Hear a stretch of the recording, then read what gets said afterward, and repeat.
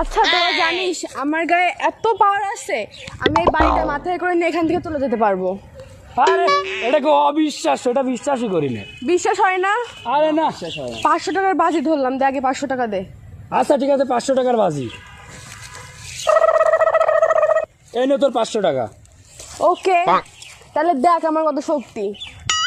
যা বাড়িটাকে আমার কাঁধে নিয়ে আই।